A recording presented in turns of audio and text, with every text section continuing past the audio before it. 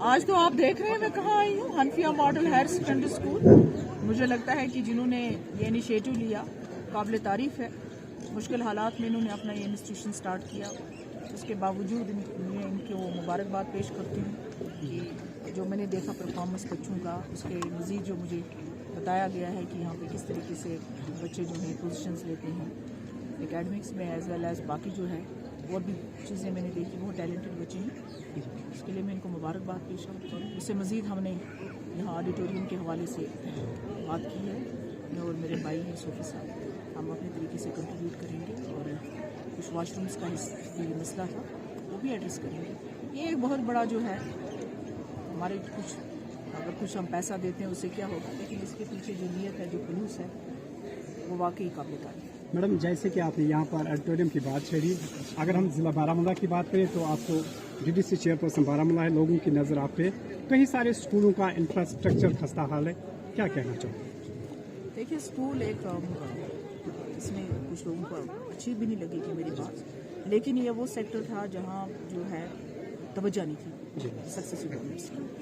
लेकिन अब जो ये प्रेजेंट गवर्नमेंट है, आपने देखा होगा जैसे 2002 में जो हमारी एजुकेशन पॉलिसी भी आई, जिसमें ऑनरेबल प्राइम मिनिस्टर साहब ने जो है, आपने देखा होगा जेंडर एक फंड है जिसमें डिसेबिलिटीज़ के साथ साथ इंफ्रास्ट्रक्चर और एक पॉलिसी बनाई गई है एजुकेशन के हवाले से। मुझे लगता है कोई भी जब हमारे पास आता है कहता है जनाब रोड दे दो, बिजली दे दो, ये दे दो, लेकिन एजुकेशन में ये है कि एक ह्यूमन रिसोर्स डेवलपमेंट है, एक नेशन को आपने बिल्ड करना है। अगर अच्छे स्कूल इंफ्रास्ट्रक्चर अच्छा हो, टीचर्स अच्छे हों, उसके बाद माहौल अच्छा हो, उसके बाद एजुकेशन जो है सस्ती हो, जो हर एक एफर्ट भी कर सके, एंड देन अकाउंटेबिलिटी भी हो। सो इन चीज़ों की कमी थी, खासतौर पे अकाउंटेबिलिटी की बहुत कमी थी। हमारे डिस्ट्रिक्ट में 100 कुछ बिल्डिंगें ऐसी हैं जो सैंक्शन नहीं थी, वो तो मैं डरूंगी तो नहीं कहने से, मैं तो इंक्वायरी भी बिठा सकती हूँ कि जो 100 कुछ बिल्डिंगें बनाई हैं एक नेक्सस से, उस वक्त के कोई भी सारों को नहीं मैं कहूँगी, लेकिन कुछ हमारे लोग ही थे पॉलिटिशियंस जो ऑफिसर्स के साथ मिलके विदाउट सैंक्शन बिल्डिंगें खड़ी कर दी हैं।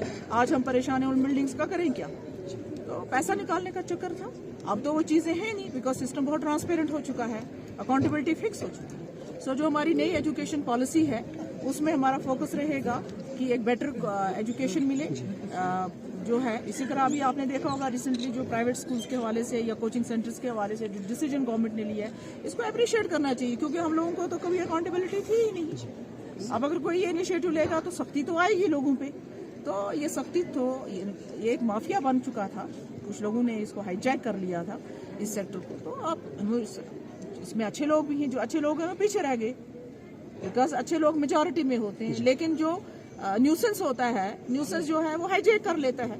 अब जब 10 लोग यहाँ खड़े हो, हम 1000 अच्छे हो, 10 लोग शोर करेंगे तो किसकी आवाज सुनाई देगी? एग्जैक्टली मैम, 3 टायर सिस्टम में अकाउंटेबिलिटी है, ट्रांसपेरेंसी है, लेकिन आपने स्किल पे भी यहाँ पे देखा अनएम्प्लॉयमेंट काफी ज्यादा है, तो उस हवाले से अनएम्प्लॉयमेंट गवर्नमेंट जम्मू कश्मीर में सबसे ज्यादा गवर्नमेंट एम्प्लॉयज हैं, अगर आप बाकी स्टेट्स के मुकाबले में देखें। एजुकेटेड भी बहुत सारे, एजुकेटेड तो सारे हैं, हमारी तो क्या स्टेट है, छोटी सी है, मैं आपसे बहस नहीं कर रही। द पॉइंट इज कि हमारे यहाँ जो है इंडस्ट्रियलाइजेशन जो है, प्राइवेटाइजेशन जो है, उसकी कमी है। आप बताओ मुझे, उसके लिए आपको बेहतर हालात चाहिए, पीस चाहिए।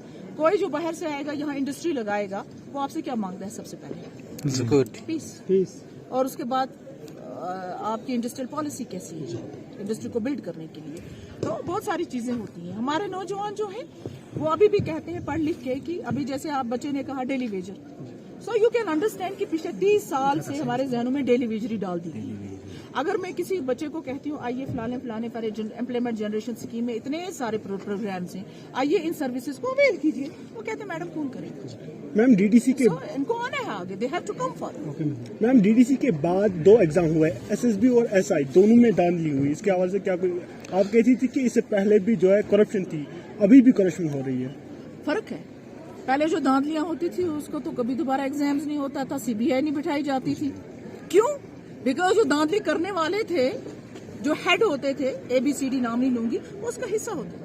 अगर आज के LG साहब या इनकी एडमिनिस्ट्रेशन इसका हिस्सा होती तो ये दोबारा एग्जाम से क्यों? जिस तरह बाकी लोग भूल चुके हैं उन चीजों को, बहुत सारे स्कैंडल्स हैं हमारे सामने, जब वो लोग भूल चुके हैं ये भी भूल जाते लोग, 10 दिन खबर रहती भूल जाते। लेकिन अगर गवर्नमेंट ने इनिशिएट किया CBI और आप देख रहे हैं कि उस पर कितनी तेजी से काम होता है। और आज मुझे कल एक कोई बोल रहा था कि یہ تقریباً فار ایگزامپل SI کے ایگزامس ہیں، ایک ہی قسم کا پیپر نہیں ہوگا، یہ سپوز 20-25 دن پیپر چلے گا، ہر دن ڈفرینٹ سیٹ آئے گا. تو یہ ڈفرینٹ سیٹ کیوں انہوں نے رکھے؟ اکاؤنٹیبلٹی فکس کرنے کی، اور ہمیں وہ چیزیں اپریشیٹ کرنی چاہیے.